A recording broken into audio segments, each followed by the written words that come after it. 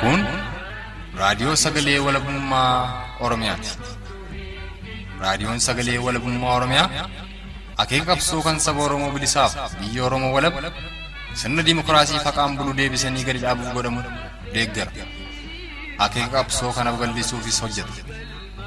Birmadummaan Oromoo dafqa dhiigaaf lafee ilmaan Oromoon dhugooma jedhee amana. Dhaggeeffattoota isaas wareegama qaalii kanaaf kakaasuuf carraaqa. Kun raadiyoo sagalee walabummaa Oromiyaati.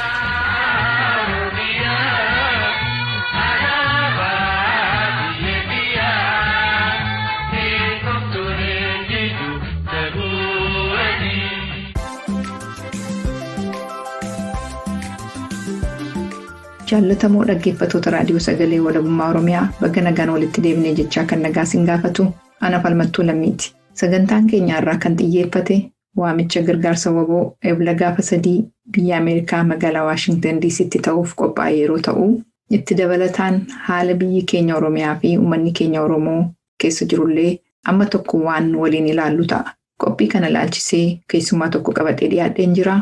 Keessummaan keenya irraa Dr. Iddoosaa Ejjetaa jedhamu. Dr. Iddoosaa maqaa dhaggeeffattoota raadiyoo sagalee walabummaa Oromiyaan bakka nagaan dhuftan isiniin jechaa bakka jiruuf jireenya keessanii akkasumas waa'ee barnootaaf ogummaa keessanii nu himuun dhaggeeffattoota keenyaan akka wal bartaniin isin affeera. Bakka nagaan dhuftan.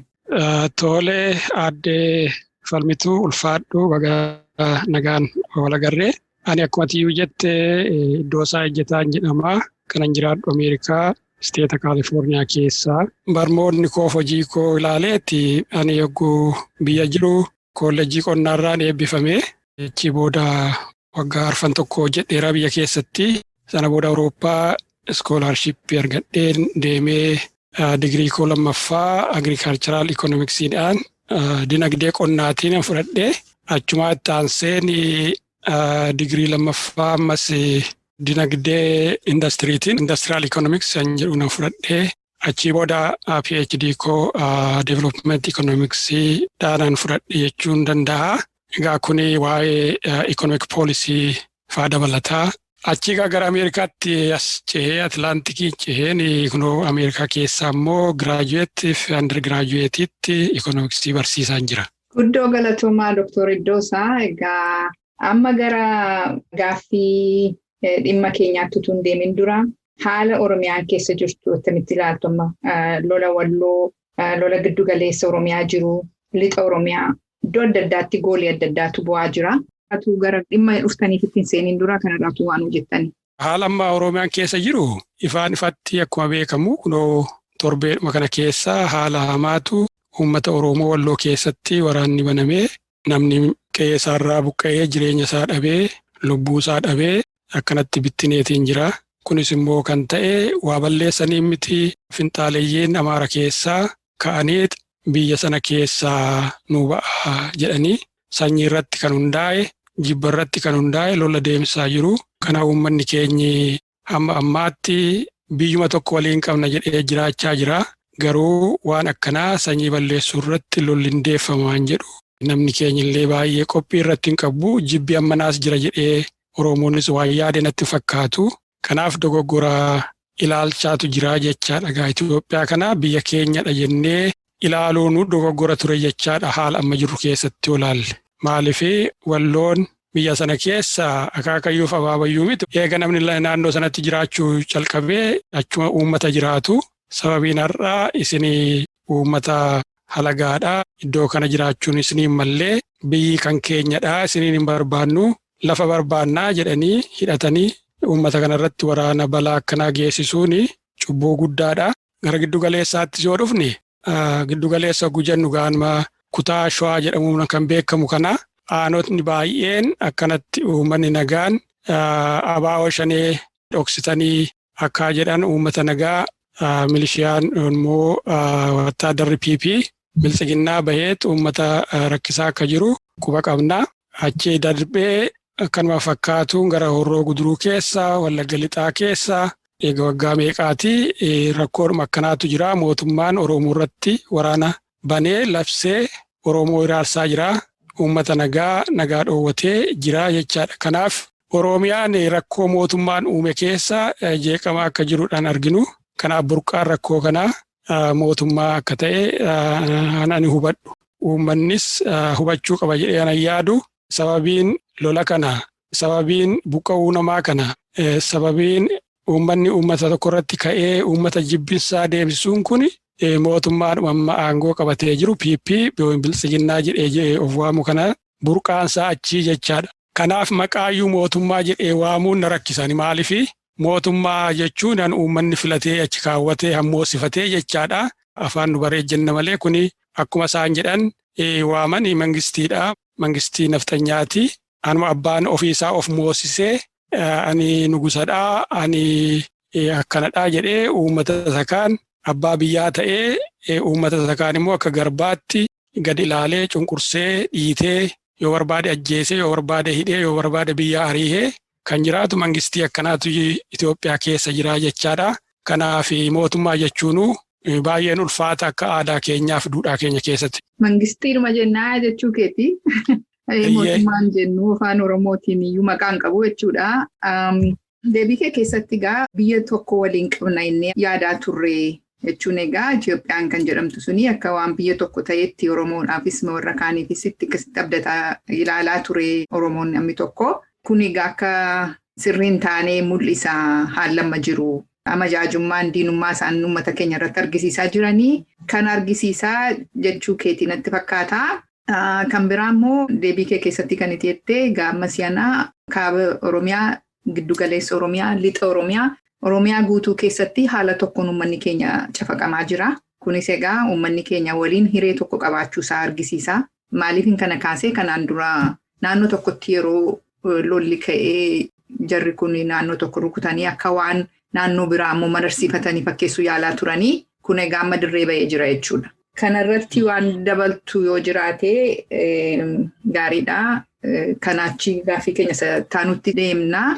Maaliif uummanni Oromoo hiree tokko waliin qabaa? Jara kaanii wajjin immoo biyya tokko qabaachuun keenya iyyuu gaaffii jala jira duwwaatu hin ta'in mirkanaa'ee jira. Kanaaf Oromoon gara kamitti adeemuu qaba sa'idullee sumarratti yoo xinnoo isheetti nu dabalte. Bareedaadha. Waan kanaan jedheefan qaba adde falmitu. Maaliif ani nama dhaloota dargii keessaa guddatee barateedha. Yeroo dargiin dhufee elementary schoolii keessa reefu kutaa lammaffaa kana keessa turre afaan Amaariffaa kanallee haasa'uu hin beeknu.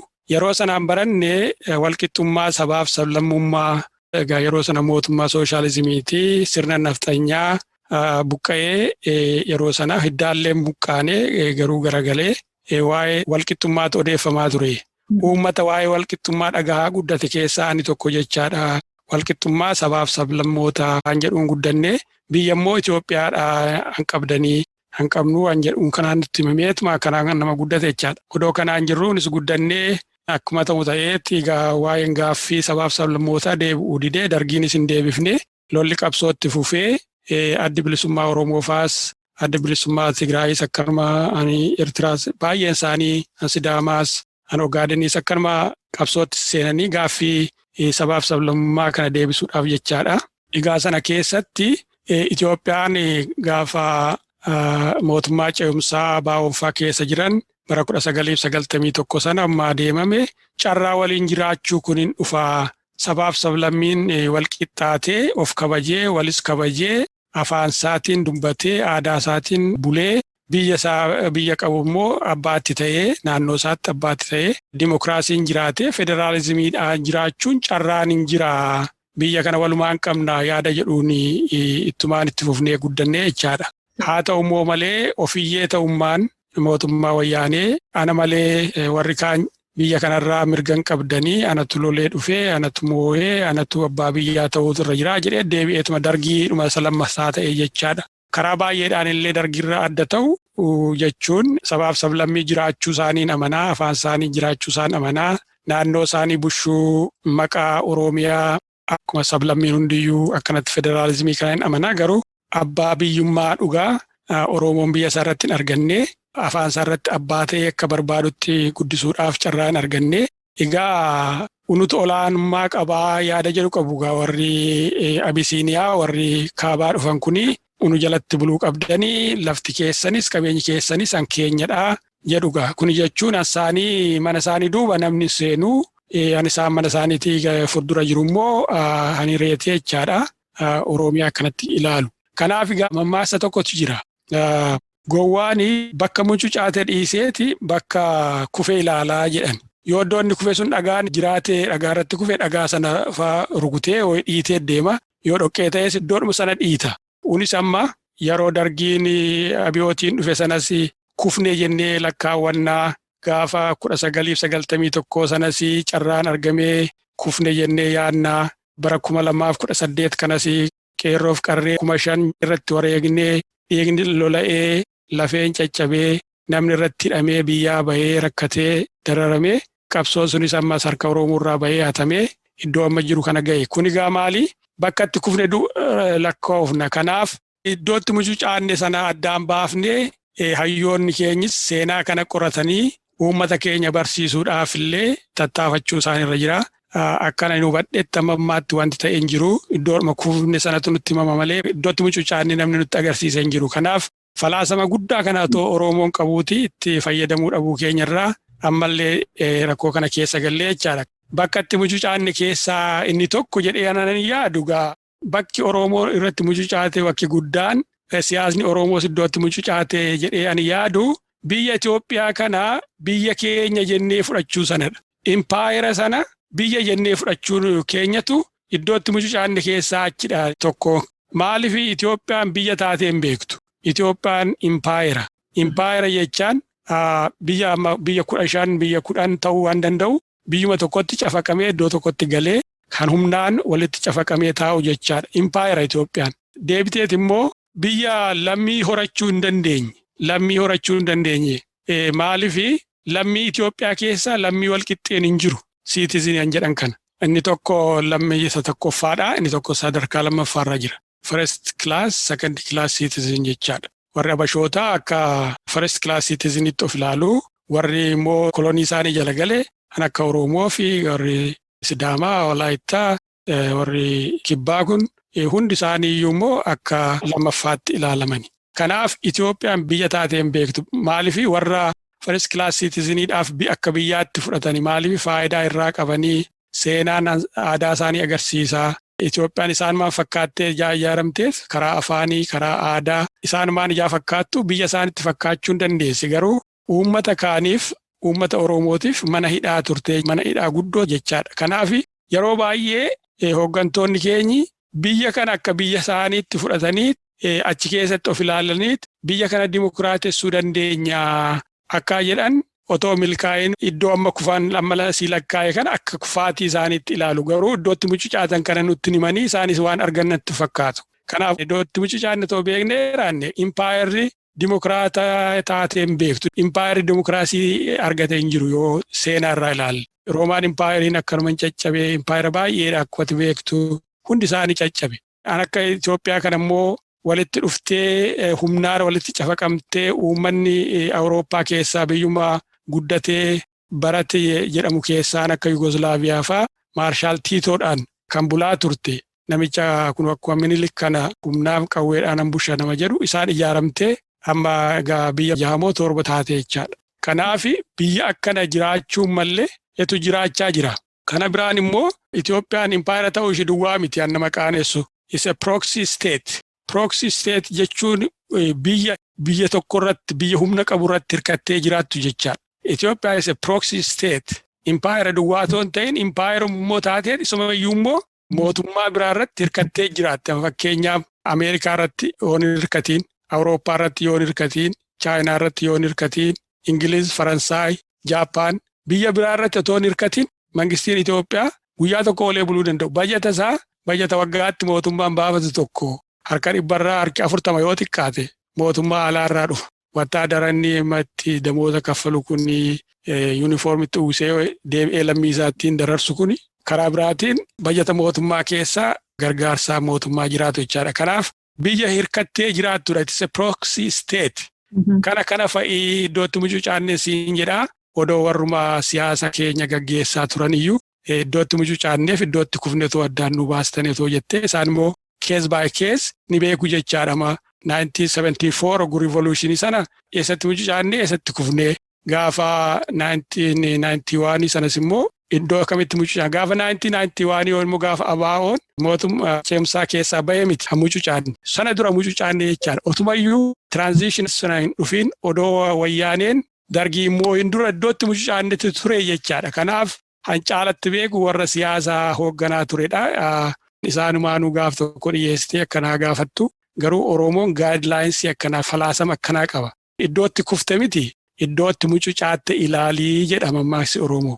Guddoo galatoomii Dr. Iddoosaa bakka itti mucucaanne kun egaa nu ibsitee jirtaa. Yeroo mucucaanne kufne sana qawweenis nukaa bu'ee laata mee warri siyaasaa geggeessanis haa ta'uu warri aktivistoonnis haa ta'uu kan irraa dubbachaa turanii qabsoo nagaadhaan qabsoo keenya bakkaan ga'uu dandeenya kan jedhus baay'ee dubbatamaa ture.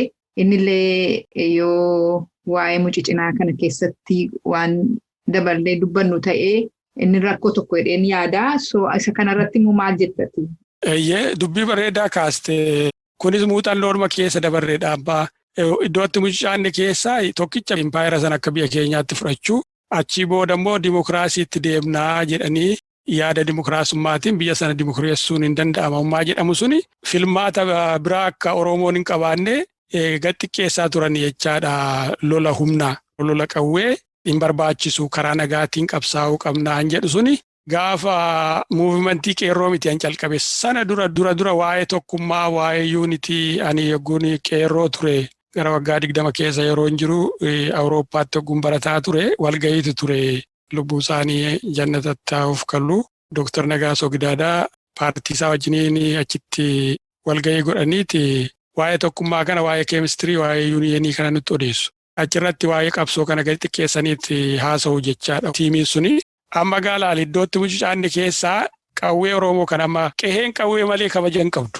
Qeheen qawwee hin qabne kabaja hin qabu. Maaliif mana balbal immoo cufaa hin qabne jechaadha. Oromoon hin jedha bari. Lafaan ol dhaabatanii deemu qehee fi qawweedhaan kabajamuu jedha. Namni qehee qabuuf namni qawwee qabu hancufee banata ganama ka'ee argitee addaggeen hin bantu jechaadha balbala sana. Namni qehee qabu karra isaa cufataa namni qawwee qabu immoo karra isaa sanas immoo nagaadhaan ganama ka'ee banata. Mangistiin illee warra kaabaa kanaan qawwee qabachuun hidhachuun aadaa isaaniiti jedhu. Qawwee silaa hojjete faranjiidha. Waan faranjiin hojjetetti akkamitti aadaa godhata namni Afrikaa. Waan hin jirredha bari biyya sanatti han ta'u takka nama ajaa'iba bari. Faannoon qawwee qabaachuun aadaa isaaniiti jedhu. Eeboolleetu ta'e hin fakkaata. Eeboo otoo ta'e fakkaata. Eeboo otoo ta'e futtaasoo otoo ta'e fakkaata. Han faranjiin hojjete kana aadaa isaatii qabachuutu irra jira jedhan kuni waanuma fakkaanne. Kanaaf waa'ee lola qawwee irratti yoon immoo qabsoo irratti xiqqeessuun keenyi iddootti mucucaanne keessaa tokko jechaadha. Otoo amma kees baay'ee keesiidhaan otoo deemte kanumadha jechaadha. Amma maaliif anillee egaa dhugaa dubbachuuf baay'eetti siqeellee keessallee an beekan na caala jiranii fi narraa an bareedo dheetuma malee amma yeroo dhuma qeerroonni qabsoo godhe sana yogguu dhaqnee jara kanatti kenninu sana duraadhaan dubbii mucucaate gaafa dhaqee OPDOtti harka kenname miti. Gaafas dhaqneetti Finfinnee keessatti kufnee jechaadha. Iddootti kufne Finfinneedha. Garuu mucucaate sana dura. Galatoomii guddaa dhugaan lafa jiru gaarraa Oromoon qawwee hin qabu, hidhannaa hin qabu. Waggaa dheeraa akkan hin hidhannee fi karaa adda addaatiin itti lallabamee isa hidhatee sirkaayyuu funaanamee harka qullaa jira. Oromoo keessaa kan hidhatee jiru utuma didamuu utuma maal jedhu kan waan qabuuf harkatti hambisee lolaa jiru waboodha. Egaa gaaffiin taanu kan inni si gaafachuu barbaadu attamitti Oromoon waboo jabeessuu danda'a. Humni gara biraan kan lolaa jiru hin jiru irratti kan nuyi beennu waboodhuma. Waboo kan attamitti jabeeffachuu danda'a? Attamiin bira dhaabbachuu danda'a? Yoo waboon jabeeffatu ta'e immoo hireen Oromiyaa maal ta'uuf adeema? Oromummaarra gaagaama attamiitu ga'uuf adeema? Amma fakkeenyaaf filannoo tadeemna jechaa jiru. Filannoon kun yennaa fi xaamba'ee bakkaan ga'anii Oromummaa dhumtiyyuu jiraachuuf itti fufiinsa qabaachuuf danda'a. Gaagaama attamiitu irra ga'uu danda'a isa jedhu kanaatu walitti qabdee nuu deemufte. Tole gaaffii bareedaadha gaaffii bal'aadhallee garuu isa dhumarraa asii calqabeen gara wabootti deebi'a. Filmaanni deemaa jiru kun waan milkaa'uuf iyyuu hin qabu. Maaliif filmaata deemuu hin qabnetu deemuudhaaf odeessu. godina meeqa Oromiyaa keessa jaamoo torba har'a komaandi poostii jala jira jechaadha. Tigraay isteetiin tokko waraana akkanaa keessa jira. Iddoo nagaan jiru hin jiru. Uummanni hiraaramaa jira, hidhamaa jira. Eessattuu nagaan filmaan danda'u bari yoo nagaan jiraatedha. Uummanni kan barbaadu yoo filatedha. Inni filamus immoo kanan isinii qaba, sagantaa akkanaan qaba, gara fuulduraatti fooyyin akkanaan fida, karaa misoomaatiin, karaa fayyaatiin, karaa jireenyaatiin kana fooyyessuu barbaadadhee namni nagaadhaan sagantaa isaa namatti mi'eetti uummata mariisiseetidha. Mariin akkanaan jiru namni gadi bahuu yeroo sodaatu kanatti filmaata deemsifnaan kun jarri kun waan kutatanii ka'an agarsiisa. Waan kutatanii ka'an maalidhaa? Isin mirga isin qabdanii filmaannis isin ilaallatu. Filmaata kanas maaf achi jennee akkuma taate iyyuu taanee magaaluma Finfinnee keessattuu yoo deemsifne addunyaa filmaan deemeera jetti sana booda filamneerra jennee waan barbaadnu san bakkaan geenyaa dhagaa dubbiin. Kaayyoon isaanii Oromiyaaf Oromummaa balleessuudha. Wanti guddaan Itoophiyaa sanaaf rakkoo kan ta'e jireenya mangistii Itoophiyaatiif rakkoo guddaan biyyi sun akka jirtutti qabeenyaan oo ta'e lafaan oo ta'e baay'ina namaatiin oo ta'e kana dura lolee moohuudhaan oo ta'e diina moo'achuudhaan oo ta'e Adwaa dabalatee Oromoodha. Akkuma immoo carraa ta'ee uummata bicuutu aangoo qabatee yeroo hunda uummata keenya dararsaa jira. Akka lammii lammataatti nu ilaalaa jira. Abiyyi sirnuma niftanyaa sana boolla keessaa baasee lubbuutti horuu barbaada. Isuma bakkaan gahuudhaaf jechaadhaan filmaanni kun deemu. Kanaaf filmaata deemuu irra hin jiraannetu deemuudhaa jira. Dhuguma Oromoon nu dhagaha yoo ta'e, ofiisaa ilaalee arga yoo ta'e, gonkuma filmaata kana keessaa qooda fudhachuu hin qabu. Oromoo qofatoon ta'in sabaaf sallammiin hundi filmaata kana diduu qaba. Mootummaa seeraa alaan jiru filmaata seeraan deemsisu akkuma Profeesar Mararaan jedhee bare waanumti hundi harka isaati. Firdi beetiin harka mangistii kana jira. Isaantu ajajaa. Mircaa boordii isaantu ajajaa. Wattaaddarri poolisiin harka isaanii jira. Qawween harka isaanii jira. Uummanni homaan qabu unuun filaa. Miltsiginnaa filaa. OPDOodhuma kaleessaa sana filaa jechuudhaaf jiru. OPDO moonuma beeku maqaa geeddaratanii fi waan biraa ta'a. Jechi faranjii tokko jira bare booyyee yoo liippistikii hidhiishii dibde booyyee dhumaa jedhu miti. Kanaaf OPDO kaleessaatiin har'a biltsiginnaadha yoo jette jijjiirama fiduu hin qabu. Jarri jaruma uummanni keenya Oromoon kana beekuu qaba. Oromoon humna isaa abdateetti kana dura dhaabbachuu qaba. Shira kana dura dhaabbachuu qaba. Humni isaa immoo eenyudha? Waraana bilisummaa Oromooti. Woboon akkamiin akka Oromoon jabeeffachuu danda'u? Waanan jedhe sanarratti hirkata. Waanan dura jedhe sanarratti tokkicha biyya sana biyya keenyaa jennee hubachuu dogoggora ta'uu ishii sana yoo hubanne yoo of amansiifne. Lammata immoo haala amma kunoo uummata walloo irratti ta'e kana. Waanuma osaan Oromoo ta'aniif biyya keenyarraa bahaa isaaniin jechaa jiru ilaalee liyyuu haaliin Amaaraa mangistii kililii Amaaraatiin hoogganamu sun jecha. Maaltu nutti deemaa jira jedhee Oromoon ija isaa lamaan banee gurra isaa lamaan banee yoo dhaggeeffate yoo arge. Woboo waan ittiin jabeessu sababii ittiin jabeessu gahaadha jechaadha. Waan lafarra jiru kana ilaaluun gahaadha jechaadha. Karaa tokko maddi lola kanaa mangistiidha. Mangistiin isa gamaa gamanaa wal lolu araarsaan jiru. Isa dhayyuun dubbii tuttuqee ibiddatti qabsiisu mangistiidha. Kanaaf immoo garee qaba. Amma cillaaf katee kan inni jiru gara Amaarattidha. Kililii Amaaraa kana wajjin walii harkaaf harkoo ta'anii hojjetu fakkaata. Kanaaf Oromoon amma balaa guddaan akkas nutti deemaa jiru yoo ija isaa banatee gurra isaa banatee dhaggeeffatee argee woboo jabeessuun asirraa ka'a jechaadha. Biyyi sana akka biyyaatti fudhannee dogoggora ta'uusaa yoo hubanne Oromiyaan biyya keenya sana booda waa'een Itoophiyaa mana keenya miti.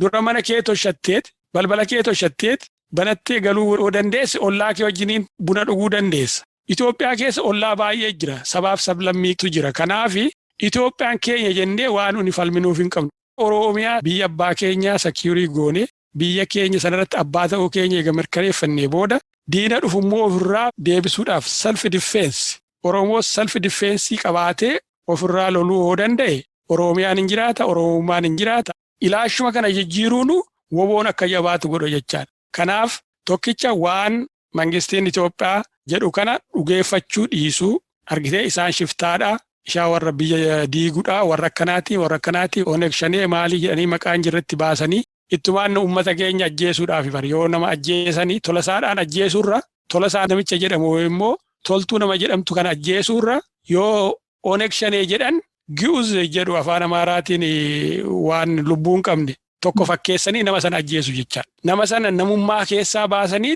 waan lubbuu hin qabne tokko fakkeessuudhaaf Oneeg Shanee jedhu jechaadha. Maaliif ani tola isaan ani toltuudha too jedhu ajjeesuun meebiitti namuma ijaa ta'aniif gurri isaanii ijaa dhagahuuf iji isaanii arguuf namni sun lubbuu akka qabus yoo sakandiima tokkoof illee yaadan isaanitti ulfaachuu yaa danda'uuf Oneeg Shaneedha ajjeesoo jedhan namichi sun lubbuu hin qabne itti fakkaata. Inni dhaga'us akka nama lubbuu hin qabneetti ilaaleetu garaansaa badaan akka sakaanii raafamuu jechuudha akka sana. Exactly. Haasaa keenya kanarraa yoo namni keenya isaadhaaf gale woboon akka jabaatu godha jechaadha. Maaliif woboo jechaan namadha. Nama mirga isaatiif lolu, nama saba isaatiif lolu, nama lubbuu bakka bu'aa hin qabne wareeguudhaaf socho'u jechaadha. Oromiyaa keessa, dachee Oromiyaa keessa, iddoo handhuurri isaa awwaalamte keessa dargaggeettii socho'u jechaadha. Maaliif socho'a? Saba isaa kabajatti horuuf, biyya isaatti kabajatti horuuf. Maaliif impaayirri sun biyya keenya miti kaa? Biyya keenya miti. Otoo biyya keenya taatee maqaa huni qabnu dhiiftee waggaa 150 maqaa biraa nutti laxxafanii maa ittiin waamani. Maa maqaa biyya keenyaatti dhufanii maqaa biraatti baasanii. Kana biraayyuu immoo tuffii caalurraa har'a Finfinnee illee maqaa biraatti kennaniiti. Biyyi kun biyya Amaaraati maqaa ishiyyuu akkanaa jedhaniiti immoo haasa'u. Kun ilaali tuffii lafarra biyyarra hin jirre addunyaa kanarra hin jirre bare garuu eenyu ta'anii jarri kun nu tuffatuudha amma gaaffiin kooni. Eenyu ta'aniiti isaan. Qawwee hojjetanii hin hojjenne. Faranjii irraa fidan isayyuu galata kiristaanummaa sababii amantii kiristaanaatiin gara ummaa karaa Aksumii akkuma seenaa keessa baay'ee fagoon deemnu yeroodhaafuu malee Oromoorraan isaan xinnoo adda ta'anii amma olaantummaa kan agarsiisan seenaarraa ka'ee tokkotu beektuyyuu. Faranjiin amantii kana kiristaanummaa fidanii kiristaanni karaa Tigraayitti calqabee Aksumiitti calqabee Islaamnis achumaan dhufee achumatti calqabee Faranjiin kun egaa inuma beekta yeroo durii sana Crusaders jedhan natti fakkaata afaan Ingiliffaati. Humnaan nama amansiisu turani amantii kana uummanni akka fudhatu ajjeesanii maal jedhanii. Akkuma ta'e ta'aniiti egaa nama naannoo sanaa nugusa durii sana Aksum keessatti kiristaana godhanii achumaan egaa kiristaanni sunummaa dhufu qawwee wajjin dhufee jechaadha. Qawwee sana harkatti gashatan jechaadha nugusoonni sun. Sana booda amala impaayeraa addunyaa Awurooppaa keessa jira. Roomaan impaayeriin kun jira. Impaayera baay'eetu jira. Nugusni tokko nugusa biraa ajjeesee biyya saamee of jalatti bushuun kun jira. Seenaa biyya Awurooppaa keessatti hojjetee san warra Abashaa kanatti himee jechaadha Faranjiin. Faranjiin san himee sana warraan qawwee sana harkatti qabatanii uummata sakaan harka jala gashuu calqaban. Qawweedhaan nu mo'ani malee nu caalanii miti. Yookaan beekumsa waan tokko falaasama birii qabaatanii ogummaa birii qabaatanii waa tokko teekinooloojii wayii uumanii miti. Warra gogaa hoolaa uffatee deemutu nuti sin caalaa fidalli karaa keenya dhufee siin jedhu barisaanuu ቋንቋው የማን ነው? ሃይማኖቱ የማን ነው? ፊደሉ የማን ነው? የአማራ ነው። አከነ jedhaniit yeroo har'aa kana odeessu. Fidalli sunis yoo ta'e hansaanii miti. Fidala goonanii baradhe yeroo dargii keessa saabaa fidal jedhama. Saawuzi Yemen irraa dhufee hundeensaa achirraa dhufee ከአባቱ ከግዕዝ ከአጎቱ ከአረብ ነው የተወለደው አማርኛ jedhaniin nutti mani akkanatti baranne nootti buukii keenya irratti akkanatti barreessina bare. Isaanumatti akka jedhee barsiisaa? Dargii keessa 70s 80 keessa አማርኛ ከአባቱ ከግዕዝ ከአጎቱ ከአረብኛ የመጣ ነው jedhaniit የተወረሱ ቃሎች jedhaniitiin immoo maal barsiisama fakkeenyaaf raas jechuun beeta maqdas jechuun afaan arabaati. Shaay jechuun manqorqoraa jechuun waan baay'een afaan arabaati liistii qabna bare amma duubatti deebi'anii amma ijoolleen biyya jiran yeroo dargii keessa amaariffaa warri haayiskuulitti barate nootti buukii isaanii otoo ilaalte የተወረሱ የውጭ አማርኛ ቃሎችን jedhu qaba. Har'as immoo onlaayinii guugulii goote fidaloota masaabaa jedhan kana warra Yemenitu uume dura isaanitti gargaarameet dulloomaadha jedhaniiti fidala isaa arabaa ammaa kana hammayyaa uumnaan isa kana gatan. Warri Saawuz Arabaa hangata fuudhaniiti bari abbaan fidalaa hunduudhaan jedhan kan maaliif dhaqanii Yuunaayitid Neeshinii irratti amma reejistariin godhanree argitee yaalanii turani warri Yemen eessa abbaa keessan eessaa fiddanii jedhanii ni bari malee galmeessuuf turani yuuniskoo irratti eessaa fuutaniiti eega yoomiin immoo keessa ta'e jedhaniiti harkatti didaniiti malee islaa masqala yuuniskootti godhanii maafi fidala sana mazaggabsiisuu dadhabarre dhugumaan isaanii yoo ta'e. Namicha fidala dura sana barreesse nama abaluudha jedhanii isaan maqaadhaan qabu hin qabani.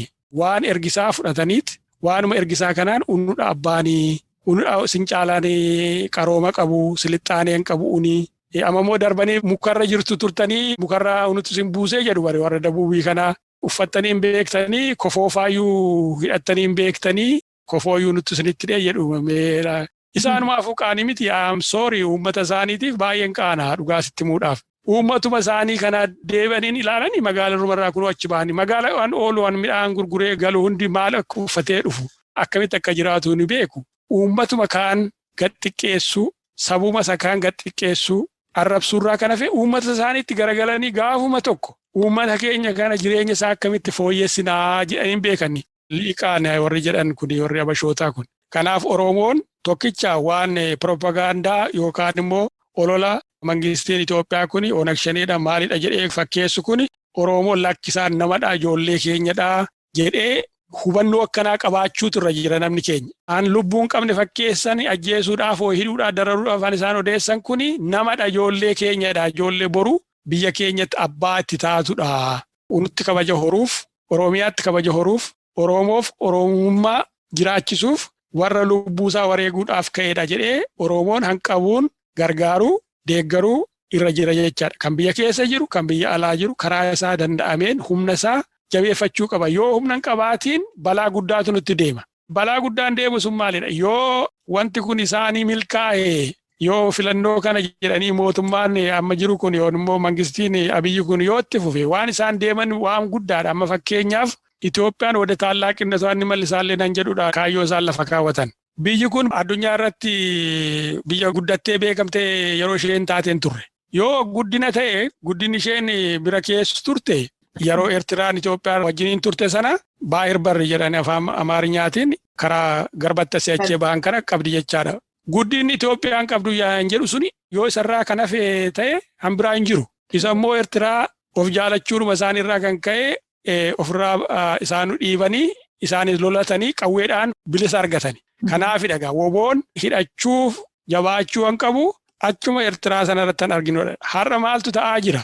Warri Amaaraa liqaanii isaan jedhanii wayyaaneen Eertiraan irraa buqqistee baay'ir barrii nu dhoowwattee kanaaf garatti baanuu hin qabnu biyya keenya kabaja nu dhoowwite jedhan egaa Eertiraa akka zawudii isaanitti ilaalanii argitee ishee mataarra kaawwatan kana warri nugusaa. Eertiraan achii bahuun ishii anuma zawudiin sun irraa bu'e isaanitti fakkaata warra Amaaraatiin amma. Eertiraan gara Itoophiyaatti yoo deebite immoo zawuduu tamallasee maaletno akkana jechuudha.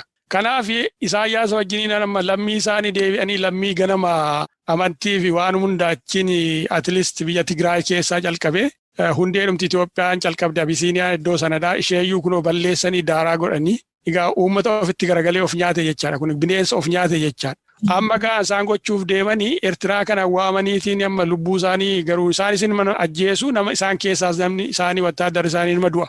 Amma gaaffii guddaan maaliifiin du'aa jiru warri Eertiraa Tigraay keessatti haaloo bahuudhaa fi eeyyee hambiraawu sanaan darbe immoo waan isaan waadaa walii galatan jiraachuu ni mala. Tokkicha Itoophiyaa wada taallaaqa waa lama mallas han jedhu suni baay'ir barrii sanaatti nuu kenni kuni Mitsuwaatti sin gargaaramnaa Asabetti sin gargaaramnaa wal mallatteessinaa.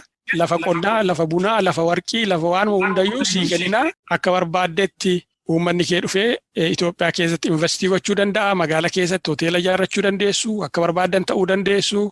Egaa inni walii galanii wal mallatteessanii konfedereeshinii ta'uu danda'a. Konfedereeshinii immoo dhiiseeti waan akkanaa irratti walii galleerra. Kuni firii aksasii qabaachuu dandeenya reedsii irratti yoo Itoophiyaan jedhee Isaayyaas yoo tole jedhe. Isaayyaasiin immoo akka barbaaddetti dhuftee lafa barbaadde sii kenninaa lafa warqii qabu lafa bunaa sii kenninaa lafa qonnaa sii kenninaa magaalaa keessatti biizinasii ati barbaadde uummanni kee dhufee investii gochuu danda'a jedhaniit Oromiyaa qabdii qabsiisaniit baay'ir barrii argachuu barbaadu jechaadha argite. Abiyyi kanadhaan inni taallaaqa waan jedhu sun.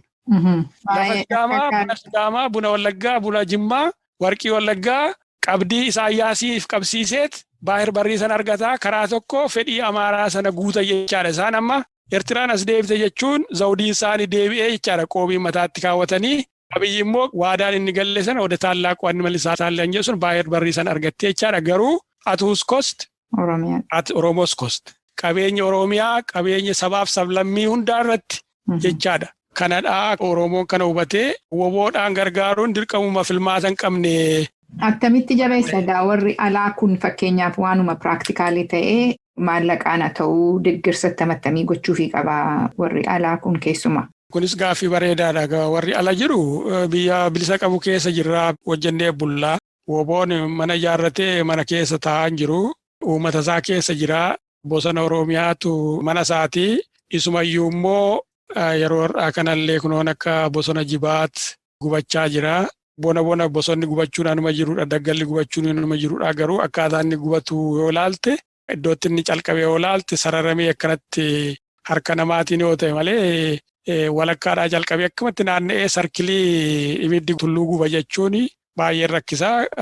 Kana keessa mataa kootiin shakkii harka mangistii kana keessa jiranatti fakkaata. Maaliif akka ilaalcha isaaniitti akkuma isaan jedhanitti woboon dahoo godhateeraa hin jedhu kunoo egaa haala Oromiyaan keessa jiru nama isaa miti mukti isaallee dararamaa jira jechaadha. Gubachaa jira jechaadha. Bineensi bosona isa keessa jiraatullee akkanatti dararamaa jira jechaadha.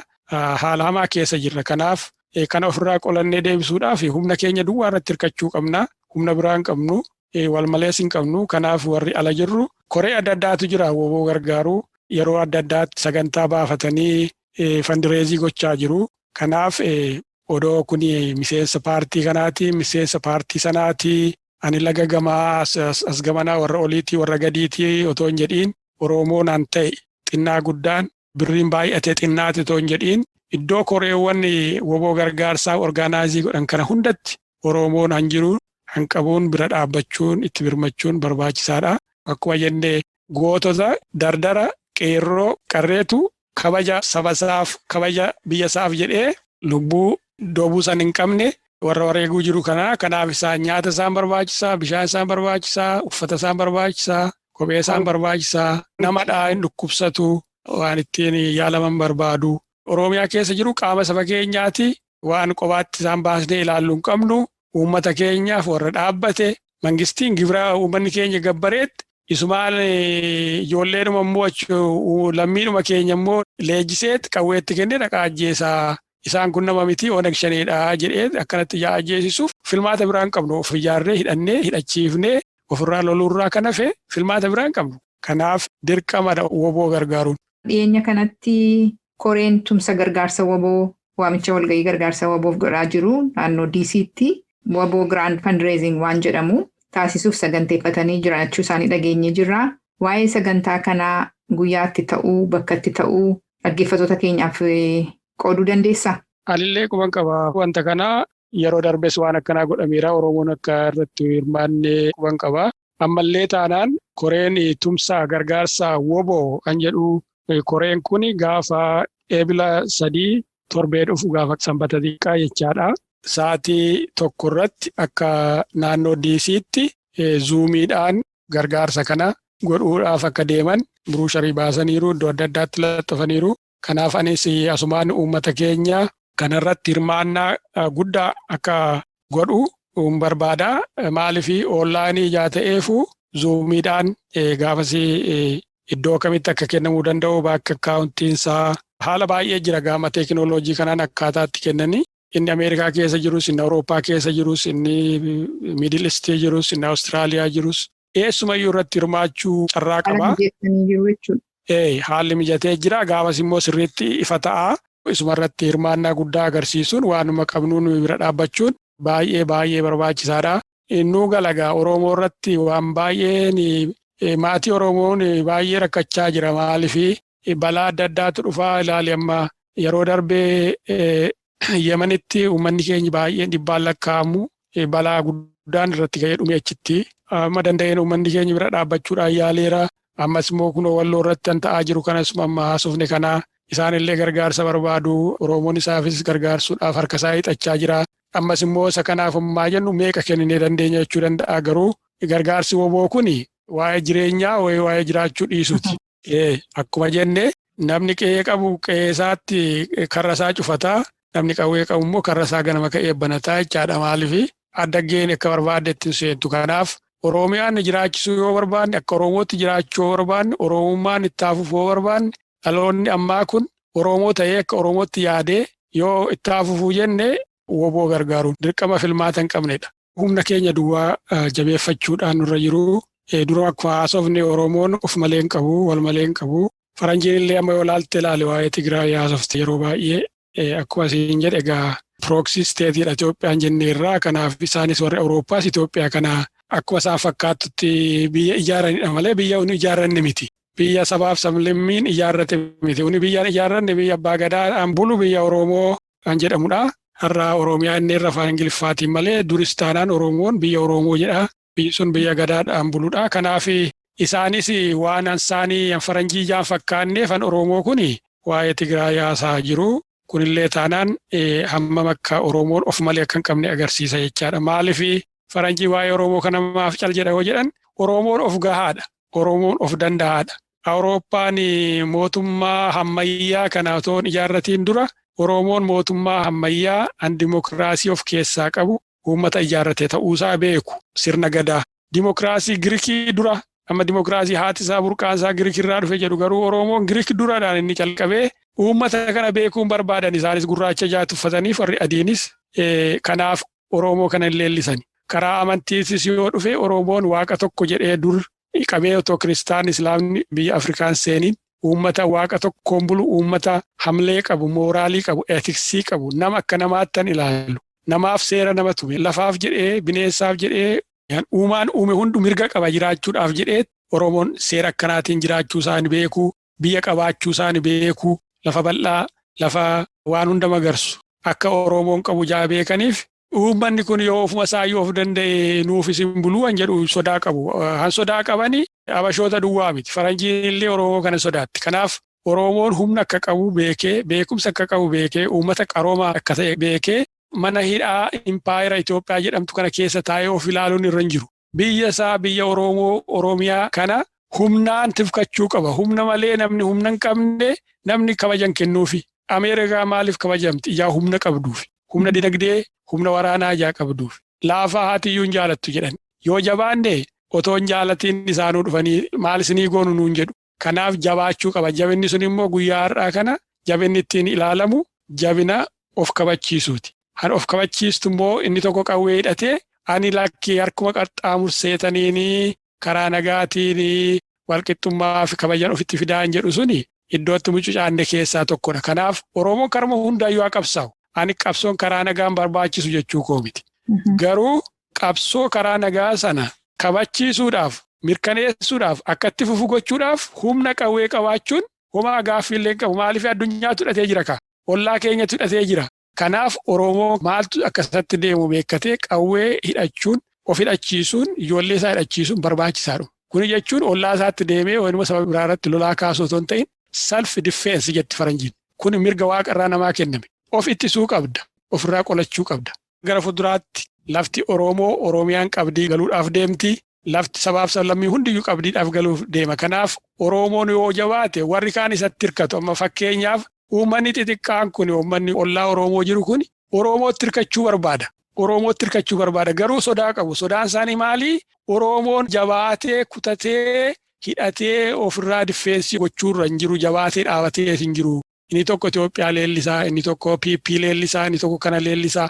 Ofuma isaaniiyyuu tokkummaa horatanii jabaatanii itti hirkatanii abdii nuu kennuu abdii guddaa dhibbatti irraa hin qabnu jedhanii sodaatu. Kanaaf malee Oromootti hirkachuu barbaadu. Kanaaf yoo ni jabaanne luka lamaaniin lafa dhaabbanne yoo tokkummaa keenya mirkaneessine uummanni biraallee nu bira dhaabbata. Uummata gurraacha ollaa keenya jiru nu fakkaatu aadaan isaa keenya wal fakkaatu otoo hin ta'in faranjiin dhumti kunillee nu kabajji. Kanaaf kabaja kana horachuudhaan dandeenyu woboodhaan humna keenya irree keenya godhannee yoo ilaalle qofa. Kun immoo uummata biraa irratti olola deemsisuuf miti, waraana banuudhaaf miti, of tiksuudhaaf, biyya keenya kabachiisuudhaaf, aadaa keenya kabachiisuudhaaf, abbaa biyyaa ta'uu keenya mirkaneessuudhaaf kana goona. Oromoo dararuurraa kan hafe, Oromoo salphisuurraa kan hafe, lafa Oromoo fuudhee halagaadhaa kennuurraa kan hafe. Mangistumti Itoophiyaa sun uummata keenyaatii maal godhe?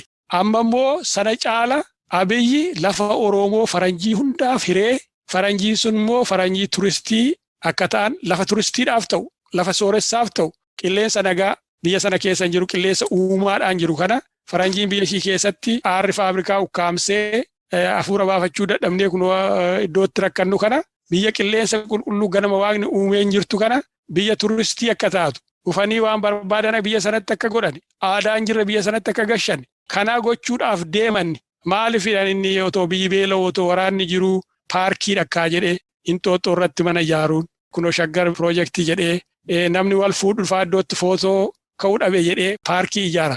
Kuni addunyaa irra hin jiru bari. gaggeessaan biyya tokko waan akkanaa kana gadi bu'ee waan xixiqqoo akkanaa kana hojjedha jedhee birrii biliyeenaan lakkaa'amu immoo biyya haala gaarraan kana dheeraa homaa paarlaamaanis nan gaafatu biyyis nan gaafatu ani akkan barbaade godha jedhee iddoo barbaadetti waan barbaade godhee gara fuduraatti ani nugusadha akkanis bushuu waaqatu na erge nuun jechuudhaaf deema. Kanaaf Oromoo kana hunda beekee waan mangistii Itoophiyaa jedhu sun waan kijibaa isa cunqursuu saballeessuudhaaf ilaali harka mangistii kanaa keessa jira mucaa ol bahaa goota manni Oromoo tokko tokkoon boohee qalbiinsaa cabee hamleessaa cabee onneessaa boossee dhiiga dhangalaastee Haacaaluu Hundeessaatiin mootummaa ajjeesisedha. Kan mootummaan Itoophiyaa amma jiru kun harka keessaa qaba. Ajjeechaa Haacaaluu keessaa harka qaba. Egaa Itoophiyaa jechuun dargaggeessa qeerroo akkanaa kana dardara ijoolleerraa nama ajjeesu jechaadha. Ijoolleen Haacaaluu har'a abbaa malee hambise Itoophiyaadha. Mangistii Itoophiyaati. Sana duras artistoota keenya meeqatu hidhamee meeqatu du'e kana san godhe isaaniidha. Kanaafi warri Oromoo fakkaatanii mootummaa keessaa ammachi naanna'anii uni Oromoodhaa mootummaa hambushuu Oromoodhaa har'a kun olaalii abbaa waraanaas Oromoodhaa raqee uummata Tigraayii san fixuu jeneraalonni akkana jedhanii kun akka Oromoon bu'an jarri kun warra ofii isaaniif garaa isaaniif deemanidha. Ofumaaf warra jiraatudha. Duris achi qabeetiin as dhufaa Oromoon keessaa dhabameeru hin jiru yeroo nugusaas yeroo dargiis an ofiif jedhee achi galee jechaadha. Mootummaa Arat Kiilootti galee an isaaniif dajjii xinaatii jedhamu sana an godhu hin dhabamne. Kanaaf kuni bakka Oromoos hin bu'anii kuni kan barbaadu biyya keenyatti abbaa biyyaa ta'uu Oromiyaa irratti abbaa biyyaa ta'uu hiree keenya ofii murteeffachuu mootummaa ofii filannee ijaarrachuu ollaa keenya wajjin nagaa jiraachuu diina keenya immoo ofirraa qolachuudhaaf humna keenya jabeessuu. Kanaaf anan jechuu barbaadu gara dhumaartti tumsa gargaarsaa woboo gaafa eebila 3 sa'aatii 1 irratti Washington DC taayimitti uummanni Oromoo hundi namni ergaa kana dhaga'ee warri kana duras dhageessan akka irratti hirmaattan waamicha obbolummaa waamicha lammummaa gama kootiin sinii godha akka lammii tokkootti jechaadha.